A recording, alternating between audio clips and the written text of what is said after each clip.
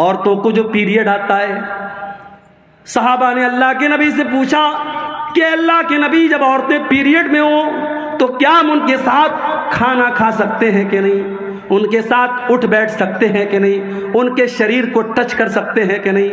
اللہ نے قرآن کی آیت نازل کر دی، وَيَسْأَلُونَكَ عَنِ الْمَحِيضِ، اے نبی لوگ آپ سے سوال کرتے ہیں عورتوں کے پیریڈ کے بارے میں، قُلْ هُوَ أَذًى، آپ بتا دیجئے کہ وہ عورتوں کے لیے تکلیف کا ٹائم ہوتا ہے، وہ عورتوں کے لیے تکلیف کا ٹائم ہوتا ہے، فَاعْتَزِلُوا النِّسَاءَ فِي الْمَحِيضِ، جب پیریڈ کا ٹائم آ جائے تو عورتوں سے دور رہنا۔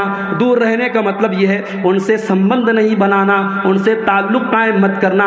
فَإِذَا تَطَهَّرْنَا، جب ان کا پیریڈ ختم ہو جائے، وہ پاک ہو جائیں، وہ غسل کر لیں، فَاتُوهُنَّ مِنْ حَيْثُ أَمَرَكُمُ اللَّهُ، تو اے مسلمانوں اب تم اپنی بیوی سے ملاقات کر سکتے ہو اس طریقے سے جس طریقے سے اللہ تعالیٰ نے تم کو حکم دیا ہے۔ اس کے بعد فرمایا کہ ان اللہ یحب التوابین ویحب المتطہرین، اللہ تعالیٰ کو توبہ کرنے والے لوگ پسند ہیں اور اللہ تعالیٰ کو پاک صاف لوگ پسند ہیں، پاک صاف لوگ پسند ہیں۔ غیر مسلم کو دیکھو، کھڑا ہو کے پیشاب کرتا ہے، پیٹ کی زپ کھولا، پیشاب کیا، پیٹ کی زپ بند، کام ختم۔ پیشاب کہاں پڑا؟ شریر پہ پڑا، ہاتھ میں پڑا، پیر پہ پڑا، کپڑے پہ پڑا، کوئی مطلب نہیں۔ مسلمان کہیں بھی چلا جائے وہ یا تو پانی تلاش کرے گا، پانی نہیں ہے کنکر پتھر تلاش کرے گا، بغیر استنجا کیے، بغیر پاکی اور صفائی کیے وہ پیشاب نہیں کرے گا۔ اور یہی فرق ہے ہمارے اور دوسروں کے بیچ میں۔ ہمارے نبی نے ہمیں پیشاب اور پاخانہ کرنے کے آداب بھی بتائے ہیں میرے بھائی، استنجا کرنے کے آداب بھی بتائے ہیں، کیسے استنجا کرنا ہے اور کیسے نہیں کرنا ہے۔ صفائی ستھرائی ہمارے دین کے اندر۔ جمعہ کے دن تو غسل کرنا واجب ہے، ضروری ہے، کمپلسری ہے۔ اکثر علماء کہتے ہیں حدیث کے جو الفاظ ہیں کہ جمعہ کے دن غسل کرنا واجب ہے، اس لیے بلا کسی مجبوری کے اور بلا کسی بیماری کے جمعہ کے دن گنجائش نہیں ہے، جمعہ کے دن تو ہر حال میں آپ کو غسل کرنا ہے۔ ناپاک ہو گئے آپ، بیوی سے ملاقات آپ نے کر لی، اب شریعت کہہ رہی ہے آپ قرآن نہیں چھو سکتے، آپ نماز نہیں پڑھ سکتے، پہلے جا کر کے غسل کیجئے، پاکی حاصل کیجئے، اس کے بعد آپ نماز پڑھیں۔ میرے پیارے ساتھیوں، ہمارے دین سے زیادہ پاکی صفائی آپ کو کہاں ملے گی؟ ہمارے دین میں سب سے اہم عبادت نماز ہے اور نماز کے لیے پاکی کا ہونا ضروری ہے۔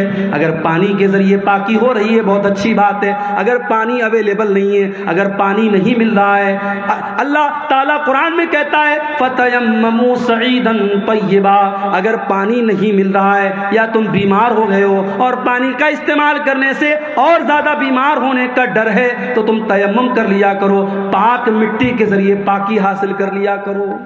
تو اسلام کے اندر پاکی کی بڑی اہمیت ہے۔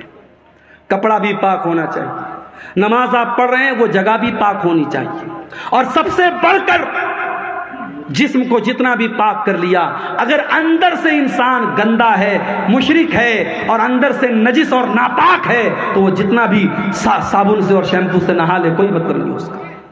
اسی لیے قرآن کہتا ہے انما المشرکون نجس، مشرک لوگ ناپاک ہیں، فلا یقرب المسجد الحرام، جو مشرک ہے وہ ہماری مسجد کے قریب نہ آئے، وہ خانہ کعبہ کے قریب نہ آئے۔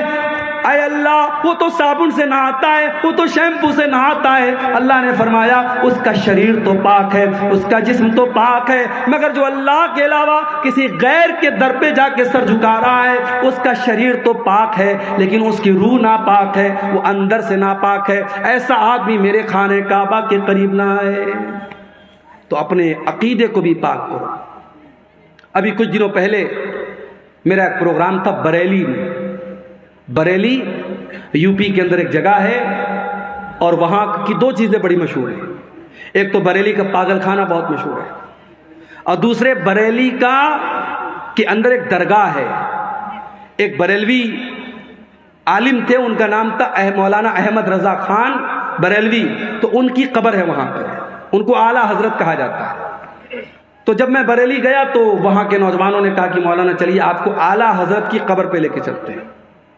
میں نے کہا چلو دیکھتے ہیں، میں بھی تھوڑا سا اس طریقے کی جگہوں پر جا کے چیک کرتا ہوں کیا کیا ہو رہا ہے۔ گیا میں، ابھی اعلیٰ حضرت کی قبر بہت دور ہے، دور سے ہی جہاں سڑک شروع ہو رہی ہے راستے میں لکھا ہوا ہے راہ اعلیٰ حضرت، یہ اعلیٰ حضرت کا راستہ ہے، یہ اعلیٰ حضرت کی درگاہ پہ جانے والا راستہ ہے۔ بہرحال میں گیا اندر، جیسے جیسے میں اندر جا رہا ہوں چادر کی دکانیں، پھول مالا کی دکانیں، ٹوپی کی دکان، گھڑی بھی مل رہی ہے تو گھڑی کے اوپر اعلیٰ حضرت کا نشان بنا ہوا ہے، کیلنڈر مل رہا ہے، کیلنڈر پر اعلیٰ حضرت کا نشان، ٹوپی مل رہی، ٹوپی پر اعلیٰ حضرت کا نشان۔ جب میں قبر کے پاس پہنچا یا مزار کہہ لیجئے، مزار کے پاس پہنچا تو دیکھا کہ ایک طرف مردوں کی بھیڑ ہے، ایک طرف عورتوں کی بھیڑ ہے، اندر لوگ جا رہے ہیں، اور اندر جانے کے بعد لوگ ایسے ہاتھ مات کے جیسے ہم نماز میں کھڑے ہوتے ہیں قبر کے پاس کھڑے ہو رہے ہیں اور اعلیٰ حضرت سے جو ہے دعا مانگ رہے ہیں، اس کے بعد پیچھے پیر واپس آ رہے ہیں۔ سوچو میرے بھائی، مسجد میں آدمی جاتا ہے تو سیدھے سیدھے جاتا ہے، سیدھے سیدھے چل کے آتا ہے، مگر کسی بزرگ کی قبر پہ جا رہا ہے، اس کی اتنی عزت کر رہا ہے، اس کا اتنا احترام کر رہا ہے کہ سیدھے اگر جا رہا ہے تو پھر الٹے ادھر پیٹ کر کے نہیں آتا ہے، بلکہ ویسے ہی لوٹتا ہے تاکہ بزرگ کی بے حرمتی نہ ہو جائے، ان کی بے عزتی نہ ہو جائے۔ یہ منظر میں نے دیکھا، مجھے قرآن کی آیت یاد آئی، ان اللہ یحب التوابین ویحب المتطہرین، اللہ تعالیٰ پاک لوگوں سے محبت کرتا ہے۔ میرے پیارے ساتھیوں، جو انسان اللہ کے علاوہ کسی قبر پہ جا کے سر جھکاتا ہے، کسی درگاہ پہ جا کے سر جھکاتا ہے، کسی پیڑ کے پاس جا کے سر جھکاتا ہے، کسی پتھر کے بت کے آگے سر جھکا رہا ہے، وہ جتنا بھی پرفیوم سے نہا لے، وہ خوشبو میں بسا لے، وہ نہا لے، وہ غسل کر لے، وہ ناپاک ہی رہے گا، وہ پاک نہیں ہو سکتا ہے۔ اللہ کیا پاک وہ ہے جس کا دل پاک ہو، جس کا عقیدہ پاک ہو، جس کے دل میں ایمان ہو، جس کے دل میں توحید ہو۔ اور پاک ہونے کا ایک اور مطلب بھی سمجھ لو میرے پیارے ساتھیوں، آپ کا دل بھی پاک ہونا چاہیے، آپ کے دل میں کسی مسلمان بھائی کے لیے کینہ کپٹ نہیں ہونا چاہیے، کسی مسلمان بھائی کے لیے چھل کپٹ نہیں ہونا چاہیے، کسی مسلمان بھائی کے لیے دھوکہ دھڑی نہیں ہونی چاہیے۔ اللہ کے نبی کے ایک صحابی ہیں، ایک مرتبہ اللہ کے نبی صحابہ کے ساتھ بیٹھے ہوئے تھے، اچانک آپ نے صحابہ سے کہا اس دروازے سے ایک ایسا انسان آنے والا ہے جو جنت میں جائے گا، ایک جنتی آنے والا ہے۔ صحابہ نے اپنی نظریں دروازے کی طرف ٹکا دی، دیکھے کون آ رہا ہے۔ صحابہ نے دیکھا کہ ایک انصاری صحابی وضو کر کے چلے آ رہے ہیں اور داڑھی سے وضو کا پانی ٹپک رہا ہے اور ہاتھوں میں جوتا چپل لے کے چلے آ رہے ہیں۔ صحابہ نے سوچا چلو ہوگی ان کے اندر کوئی خاص بات۔ دوسرا دن پھر آیا، پھر اللہ کے نبی نے فرمایا ایک جنتی آدمی آنے والا ہے، وہی سیم صحابی اسی سیم کنڈیشن میں ہاتھوں میں جوتا چپل لے کے اور وضو کر کے چلے آ رہے ہیں، داڑھی سے وضو کا پانی ٹپک رہا ہے۔ 3 دن تک لگاتار ایسا ہوتا ہے۔ ایک صحابی کہتے ہیں میں پتہ لگانے کے لیے اس انصاری صحابی کے پیچھے پیچھے گیا، جب وہ اپنے گھر میں جانے لگے میں نے کہا میرے انصاری بھائی میرے باپ سے جھگڑا ہو گیا ہے اور میں نے قسم کھائی ہے میں 3 دن تک اپنے باپ کے گھر میں نہیں جاؤں گا۔ اے میرے انصاری بھائی کیا 3 دن تک آپ مجھے اپنا مہمان بنا لیں گے، کیا اپنے ساتھ اپنے گھر میں رکھیں گے؟ انصاری صحابی نے کہا کوئی بات نہیں، آپ 3 دن تک میرے مہمان بن جائیے۔ میری پیاری ماں بہنوں، آج گھر میں مہمان آتا ہے، بہت ساری عورتوں کے پیشانی پر بل پڑ جاتا ہے، بہت ساری عورتوں کے ماتھے پر بل آ جاتا ہے، یہ مہمان کہاں سے آ گئے، یہ مصیبتیں کہاں سے آ گئیں۔ شاعر کہتا ہے اللہ میرے رزق کی برکت نہ چلی جائے، اللہ میرے رزق کی برکت نہ چلی جائے، 2 روز سے گھر میں کوئی مہمان نہیں ہے۔ مہمان برکت لے کے آتا ہے، مہمان اگر آپ کے گھر میں آیا ہے اس کی بے عزتی نہ کرنا، اس کی توہین نہ کرنا، اس کی خدمت میں کمی نہ کرنا، اگر کرو گے تو یہ بھی ایمان کی کمی کی نشانی ہے۔ انصاری صحابی نے ایک بار جا کر کے اپنی بیوی سے نہیں پوچھا کہ کھانا بنا ہے کہ نہیں بنا ہے، کتنا بنا ہے، اناج گھر میں ہے کہ نہیں، تیل گھر میں ہے کہ نہیں۔ صحابہ کرام کے مکانات بڑے چھوٹے چھوٹے تھے مگر دل بہت بڑا تھا۔ انصاری صحابی نے 1 منٹ سوچے بغیر کہا کہ اے میرے بھائی کوئی بات نہیں، آپ آ جائیے میرے گھر میں، آپ مہمان بن جائیے۔ صحابی گئے، 3 دن تک انصاری صحابی کے گھر میں رہے، اور 3 دن جب انہوں نے گزارا تو دیکھا کہ جتنی نماز ہم پڑھتے ہیں وہ بھی پڑھتے ہیں، جتنی نیکی ہم کرتے ہیں وہ بھی کرتے ہیں، کوئی خاص بات نہیں ہے، کوئی اسپیشل بات نہیں ہے۔ جب 3 دن گزر گیا انہوں نے کہا کہ اے میرے انصاری بھائی دیکھیے میرا مقصد یہ جاننا تھا کہ آپ کے اندر ایسی کون سی اسپیشل چیز ہے کہ اللہ کے نبی نے آپ کو لگاتار 3 دن تک جنتی کہا ہے. میں نے 3 دن تک آپ کے گھر میں رہ کر کے دیکھا, آپ کے اندر کوئی اسپیشل چیز تو مجھے نظر نہ آئی. اب آپ بتا دیجئے کون سی خاص بات آپ کے اندر ہے. انصاری صاحبی نے کہا دیکھو میرے بھائی, میرے اندر ایسی کوئی خاص بات نہیں ہے, جو ہے وہ تم نے دیکھ لیا, لیکن ایک چیز میرے اندر ہے, لا اجد فی قلبی غشا لأحد من المسلمین. میں اپنے دل میں کسی مسلمان کے ساتھ فراڈ نہیں رکھتا, اپنے دل میں کسی مسلمان کے لیے کینہ نہیں رکھتا, کسی مسلمان کے لیے چھل کپٹ نہیں رکھتا. ولا احسد احدا علی نعمت, اور اگر میرے کسی مسلمان بھائی کو اللہ تعالیٰ نے کسی نعمت سے نوازا ہے, پیسہ دے دیا, دولت دے دیا, عزت دے دیا, شہرت دے دیا, میں کسی مسلمان سے حسد نہیں کرتا. آج سماج کو دیکھ لو, بھائی بھائی سے حسد کر رہا ہے, بھائی بھائی سے حسد کر رہا ہے, پڑوسی پڑوسی سے حسد کر رہا ہے, ساڑو ساڑو سے حسد کر رہا ہے, رشتہ دار سے حسد کر رہا ہے. میرے پیارے ساتھیو, اللہ تعالیٰ کو پاک صاف لوگ پسند ہیں. اگر آپ چاہتے ہیں اللہ آپ سے محبت کرے, اپنے دل کو چھل کپٹ سے پاک کر لو, اپنے دل کو حسد سے پاک کر لو. اور آگے بڑھیے. اللہ کو ایک اور چیز بہت پسند ہے, اور وہ چیز کیا ہے؟ وہ چیز ہے توکل کرنا, اللہ کے اوپر وشواس کرنا, اللہ کے اوپر بھروسہ کرنا. اللہ نے فرمایا فَإِذَا عَزَمْتَ فَتَوَكَّلْ عَلَى اللَّهِ إِنَّ اللَّهَ يُحِبُّ الْمُتَوَكِّلِينَ. اے نبی, جب آپ کسی کام کا فیصلہ کیجئے تو اللہ کے اوپر بھروسہ کر لیجئے. اللہ تعالیٰ کو ایسے لوگ پسند ہیں جو اللہ کے اوپر بھروسہ کرتے ہیں. آپ لوگ کرتے ہیں کہ نہیں بھروسہ اللہ تعالیٰ کے اوپر؟ بولیں بھائی, کرتے ہیں آپ؟ چلیے ایک حدیث سناتا ہوں آپ کو, پتہ لگ جائے گا کتنا کرتے ہیں. بخاری شریف کی روایت ہے, اللہ کے نبی کہتے ہیں کہ مجھے دکھایا گیا میری امت کا منظر. میں نے آسمان میں دیکھا, بہت بڑی بھیڑ مجھے نظر آئی. میں نے سمجھا یہ میری امت کے لوگ ہیں. مجھے بتایا گیا کہ یہ موسیٰ علیہ السلام کی قوم کے لوگ ہیں. پھر اس کے بعد میں نے اور دیکھا آسمان کے اوپر, چاروں طرف مجھے آدمی ہی آدمی نظر آ رہے ہیں, انسان ہی انسان نظر آ رہے ہیں. میں نے پوچھا یہ کون لوگ ہیں؟ جواب ملا یہ آپ کی امت کے لوگ ہیں, یہ آپ کی امت کے لوگ ہیں, یہ مسلمان لوگ ہیں. اور یہ جتنی بھیڑ آپ کو نظر آ رہی ہے, اس میں 70,000 ایسے لوگ ہیں جو بغیر حساب کے اور بغیر عذاب کے جنت میں جائیں گے. ان سے کوئی حساب نہیں لیا جائے گا, ان کو 1 منٹ کے لیے عذاب بھی نہیں دیا جائے گا, ان کو ڈائریکٹ جنت میں ڈالا جائے گا. اتنا بیان کیا, اللہ کے نبی نے چلے گئے. اب صحابہ کرام آپس میں چرچا کرنے لگے, ڈیبیٹ کرنے لگے, بحث کرنے لگے, گفتگو کرنے لگے کہ وہ 70,000 کون لوگ ہوں گے جو بغیر حساب کے اور بغیر عذاب کے ڈائریکٹ جنت میں جائیں گے. کچھ صحابہ نے کہا یہ وہ لوگ ہوں گے جو ایمان کی حالت میں پیدا ہوئے, جنہوں نے زندگی میں کبھی شرک نہیں کیا.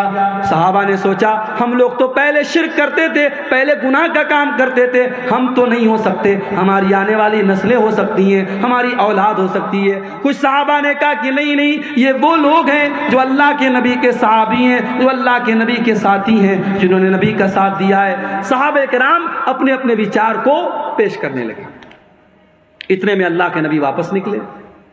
آپ نے پوچھا کیا بات ہے, کس بات پر اتنی بحث ہو رہی ہے, آپ لوگوں کی چرچا کا وشے کیا ہے؟ صحابہ نے کہا اللہ کے نبی ابھی آپ نے بیان کیا 70,000 مسلمان جنت میں ڈائریکٹ جائیں گے بغیر حساب کے, بغیر عذاب کے. اے اللہ کے نبی ہم جاننا چاہتے ہیں وہ کون لوگ ہیں. آپ نے فرمایا 70,000 بغیر حساب کے جنت میں جانے والوں کے اندر 4 کوالٹی ہوگی, 4 چیزیں ہوں گی. هم الذین لا یسترقون ولا یکتبون ولا یتطیرون وعلی ربهم یتوکلون. ان کے اندر 4 چیزیں ہوں گی. پہلی چیز وہ جھاڑ پھونک نہیں کرواتے ہیں. جھاڑ پھونک, دعا پڑھ کر کے جھاڑ پھونک کرنا, دعا پڑھ کے کسی کو پھونکنا, دم کرنا, اس کو جھاڑ پھونک بولتے ہیں. اب جھاڑ پھونک 2 طرح کا ہوتا ہے, ایک صحیح ایک غلط.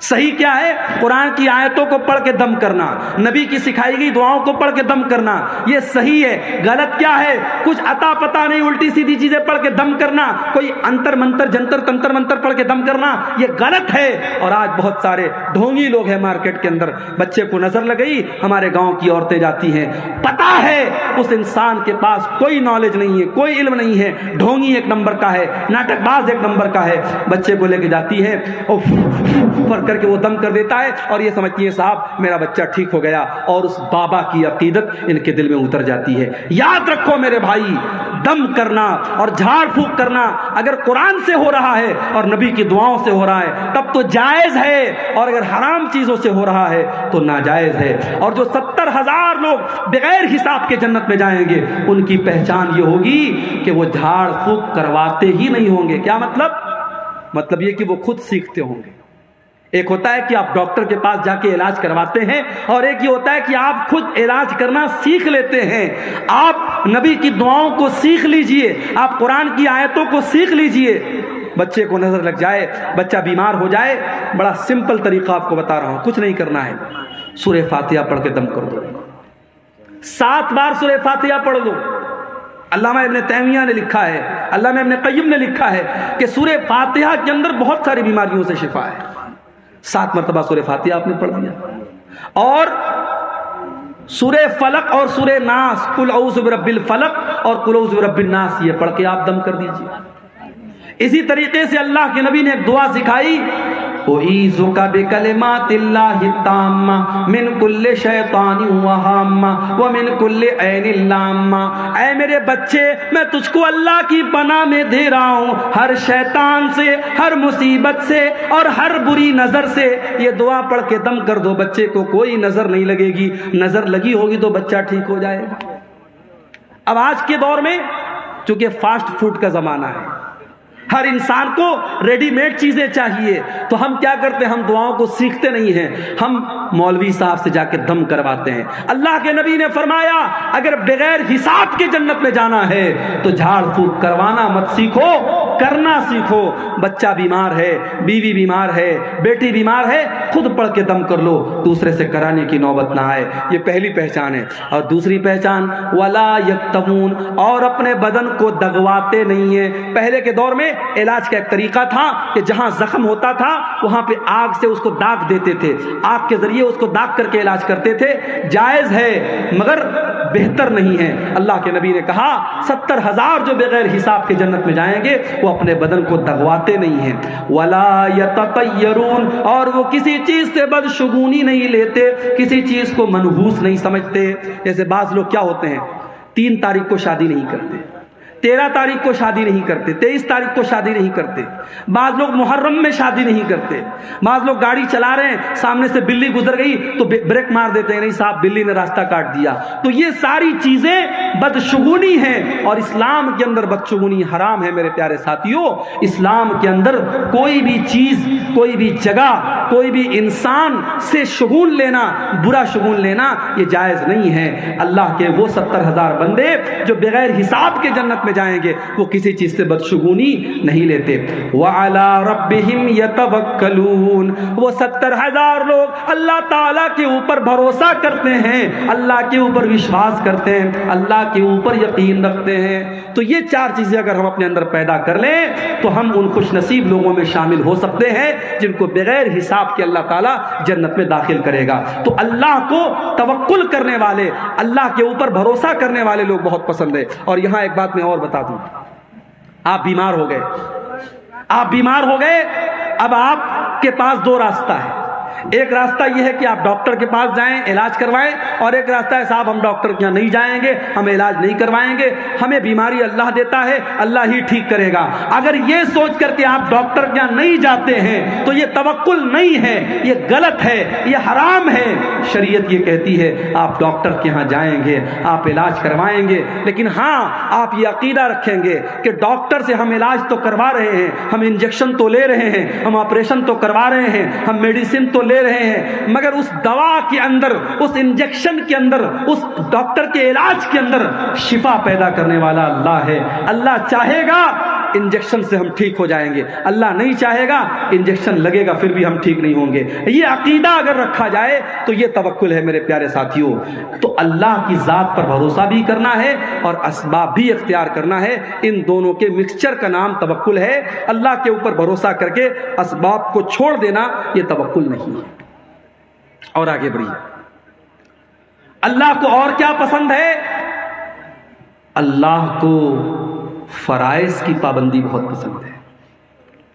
فرض نماز، رمضان کا فرض روزہ، فرض زکوٰۃ، فرض حج، اگر اس کی پابندی آپ کرتے ہیں اللہ کو بہت پسند ہے۔ اللہ تعالیٰ فرماتا ہے میرا بندہ جب فرائض کو ادا کرتا ہے، فرض نماز پڑھتا ہے، فرض روزہ رکھتا ہے، فرض زکوٰۃ دیتا ہے، فرض حج کرتا ہے، میرا بندہ میرے قریب آتا ہے۔ اس کے بعد جب میرا بندہ نوافل کا اہتمام کرنے لگتا ہے، نفل روزہ رکھنے لگتا ہے، نفل نمازیں پڑھنے لگتا ہے، نفل عبادتیں کرنے لگتا ہے، میرا بندہ میرے اور زیادہ قریب آنے لگتا ہے، یہاں تک کہ میں اپنے بندے سے محبت کرنے لگتا ہوں۔ اور جب میں اپنے بندے سے محبت کرنے لگتا ہوں میں اپنے بندے کا کان بن جاتا ہوں جس سے وہ سنتا ہے، میں اپنے بندے کی آنکھیں بن جاتا ہوں جس سے وہ دیکھتا ہے، اور میں اپنے بندے کا ہاتھ بن جاتا ہوں جس سے وہ پکڑتا ہے، اور میں اپنے بندے کا پیر بن جاتا ہوں جس سے وہ چلتا ہے۔ کیا مطلب؟ آنکھ بن جاتا ہوں، کان بن جاتا ہوں۔ اس کا مطلب یہ ہوا کہ جب آپ فرائض کی پابندی کریں گے، نوافل کی پابندی کریں گے، اللہ آپ کے کانوں کی حفاظت کرے گا، اللہ آپ کی آنکھوں کی حفاظت کرے گا، اللہ آپ کے ہاتھوں کی حفاظت کرے گا، اللہ آپ کے پیروں کی حفاظت کرے گا۔ آپ کان سے کوئی غلط بات نہیں سنیں گے، آپ آنکھوں سے کوئی غلط بات نہیں دیکھیں گے، آپ ہاتھوں سے کسی غلط بات کو ٹچ نہیں کریں گے، آپ پیروں سے کسی غلط چیز کی طرف چل کے نہیں جائیں گے۔ جب اللہ محبت کرتا ہے اللہ آپ کی حفاظت کرتا ہے، آپ کے باڈی اور آپ کے شریر کی اللہ تعالیٰ حفاظت کرتا ہے اور گناہوں سے آپ کو بچاتا ہے۔ ایک اور چیز ہے جو اللہ کو بہت پسند ہے۔ اللہ کے نبی کے پاس ایک صحابی آتے ہیں، اے اللہ کے نبی آپ سے ایک سوال پوچھنا چاہتا ہوں، مجھے کوئی ایسا عمل بتا دیجئے جو اگر میں وہ عمل کر لوں تو میں جنت میں چلا جاؤں۔ او لوگو، تم بھی اپنے مولویوں سے مسئلہ پوچھتے ہو، الٹی سیدھی چیزیں پوچھتے ہو، الٹے سیدھے سوالات پوچھتے ہو۔ ابھی آج واٹس ایپ پر ایک لڑکی کا میسج آیا، ایک عورت کا میسج آیا، مولوی صاحب میں ایک لڑکے سے پیار کرتی ہوں، لڑکا مجھ سے جان چھڑانا چاہتا ہے، لڑکا مجھ سے پیچھا چھڑانا چاہتا ہے، لیکن میں اسی لڑکے سے شادی کرنا چاہتی ہوں، کوئی دعا بتا دیجئے، کوئی وظیفہ بتا دیجئے تاکہ وہ لڑکا میرا ہو جائے۔ میں نے کہا یا اللہ یہ مصیبت ہے، میں نے فوراً اس کو بلاک مارا۔ یہ آج کے دور میں ہو رہا ہے۔ لوگ میرے پاس سوال کرتے ہیں، شیخ صاحب میں ایک لڑکی سے بہت محبت کرتا ہوں، اس کا باپ تیار نہیں ہو رہا ہے، تو شیخ صاحب کوئی دوا بتا دیجئے کہ باپ راضی ہو جائے۔ بھائی سیدھی سی بات ہے، اگر آپ کو کوئی رشتہ پسند ہے، کسی لڑکی کے بارے میں آپ نے سنا وہ لڑکی نیک ہے، اچھی ہے، دیندار ہے، خوبصورت ہے، رشتے کا پیغام بھیجو۔ لڑکی کے ماں باپ تیار ہیں، اچھی بات ہے، تیار نہیں ہے تو کام ختم۔ حرام طریقہ اسلام میں نہیں ہے، ناجائز راستہ اسلام میں نہیں ہے، اسلام کا یہ کانسیپٹ نہیں ہے کہ آپ پہلے چکر چلائیں اور اس کے بعد شادی کریں۔ تو آج کل مولویوں سے سوالات عجیب و غریب کرتے ہیں، بعض لوگ تو اتنے پھالتو سوالات کرتے ہیں کہ سیدھے ان کو بلاک کرنے کا من کرتا ہے۔ صحابہ اللہ کے نبی کے پاس آتے تھے، سوال کیسے کرتے تھے؟ اخبرنی عن عمل یدخلنی الجنہ، اے اللہ کے نبی مجھے ایسا عمل بتا دیجئے اگر وہ عمل میں کروں تو میں جنت میں چلا جاؤں۔ آپ نے فرمایا دو کام کر لو، ازہد فی الدنیا یحبک اللہ، دنیا سے اپنی دلچسپی ختم کر دو، دنیا سے اپنا انٹرسٹ ختم کر دو، اللہ تم سے محبت کرنے لگے گا۔ دنیا کے چکر میں نہ پڑو، دنیا میں رہو، دنیا کماؤ، مگر دنیا سے دل مت لگاؤ۔ جگہ جی لگانے کی دنیا نہیں ہے، یہ عبرت کی جا ہے، تماشا نہیں ہے۔ دنیا سے دل مت لگاؤ میرے بھائی، یہ بے وفا ہے یہ دنیا۔ جائیداد بنانے والے زمین کے نیچے دفن ہیں، بینک بیلنس اکٹھا کرنے والے زمین کے نیچے دفن ہیں، اپنی طاقت کا غلط استعمال کرنے والے زمین کے نیچے دفن ہیں۔ دنیا سے اپنا انٹرسٹ ختم کر دو، جیسے ہمارے نبی نے ختم کیا تھا۔ ہمارے نبی کیسے رہتے تھے دنیا میں؟ ہمارے نبی صلی اللہ علیہ وسلم دنیا میں کیسے رہتے تھے؟ صحابہ کرام نے اللہ کے نبی کو دیکھا، آپ ایک چٹائی پر لیٹے ہوئے ہیں، معمولی سی چٹائی پر لیٹے ہوئے ہیں اور پیٹھ پر چٹائی کے نشانات پڑے ہوئے ہیں۔ آپ نے فرمایا، صحابہ نے کہا، اے اللہ کے نبی، آپ چٹائی پر لیٹتے ہیں، آپ کی پیٹھ پر یہ نشان پڑ جاتا ہے، ہمیں اچھا نہیں لگتا ہے، اے اللہ کے نبی ہمیں اجازت دیجیے، ہم آپ کے لیے گدے کا انتظام کر دیں، ہم آپ کے لیے آرام دہ بستر کا انتظام کر دیں۔ آپ نے فرمایا، نہیں نہیں اے میرے صحابہ، مالی ولی دنیا، میرا دنیا سے کیا لینا دینا ہے، ما انا الا کراکب استظل تحت شجرۃ، ارے میں تو ایک مسافر کی طرح ہوں۔ ایک مسافر جب سفر پہ نکلتا ہے، کسی پیڑ کے نیچے آرام کرنے کے لیے لیٹ جاتا ہے، تھوڑی دیر آرام کرتا ہے، پھر اپنی منزل کی طرف چلا جاتا ہے۔ یہ دنیا میری وقتی آرام گاہ ہے، یہ دنیا میری منزل نہیں ہے، میری منزل اللہ کی آخرت ہے، میری منزل جنت ہے۔ آپ لوگوں کی منزل کیا ہے؟ بولیے، جنت پانا ہے نہیں پانا ہے؟ یہ اتنا بڑا پروگرام ہوا، یہ آپ کو جنت میں لے کے جانے کے لیے انتظام کیا گیا۔ یہاں پہ آپ نے جو دان خیرات چندہ دیا ہے، وہ انشاءاللہ وہ آپ کے گناہوں کا کفارہ اور آپ کو جنت میں لے کے جانے کا ذریعہ بنے گا۔